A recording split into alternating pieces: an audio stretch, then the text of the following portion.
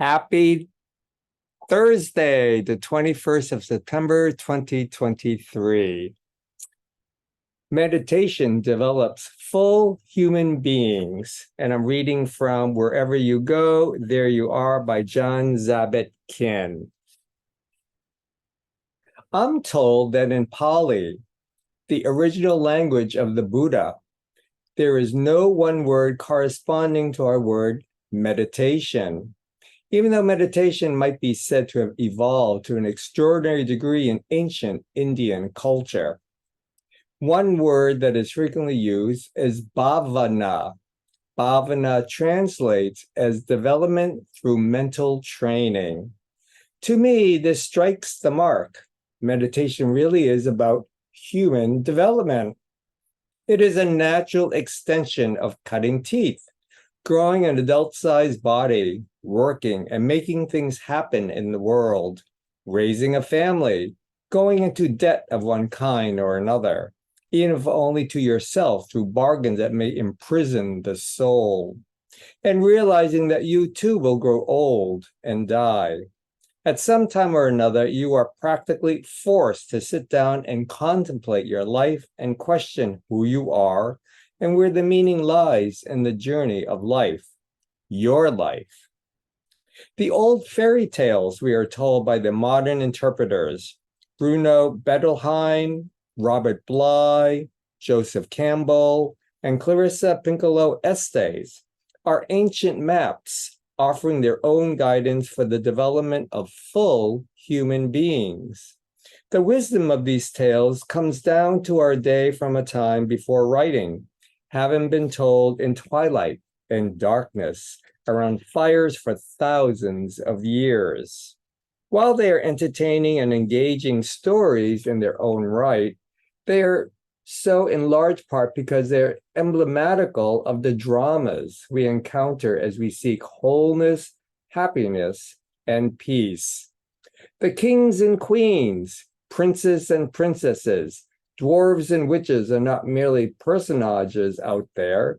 We know them intuitively as aspects of our own psyches, strands of our own being, groping toward fulfillment.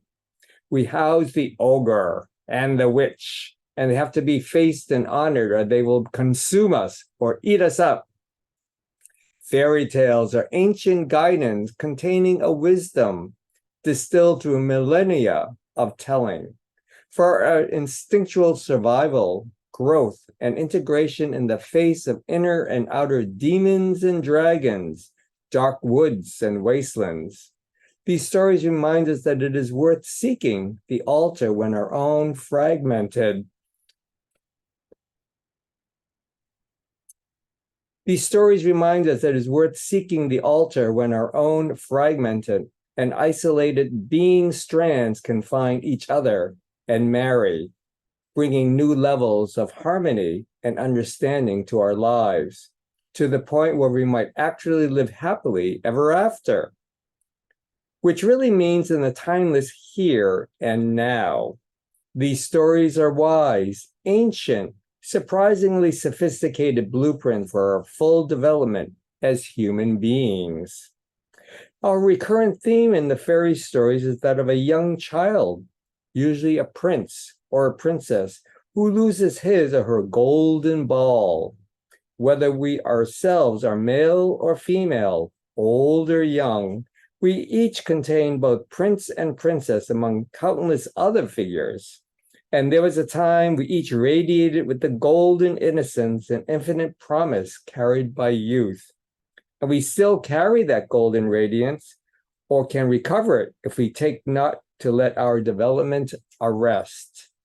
Bly points out that between losing the golden ball, which seems to happen first around age 8, oh, that's kind of interesting, and taking any steps to recover it, even to recognize has gotten away from us, might take 30 or 40 years, whereas in fairy tales, which take place once upon a time, and therefore outside of ordinary time, usually it only takes a day or two. But in both instances, a bargain needs to be made first. A bargain with our own suppressed shadow energy, symbolized by a frog, or perhaps by the hairy wild man who resides under the pond in the forest, as in Iron John. Before that bargain can be made, you have to know that these creatures are there: prince and princess, frog, wild man, or wild woman. Conversing with those aspects of our psyches that we instinctively turn away from into unconsciousness is a prerequisite.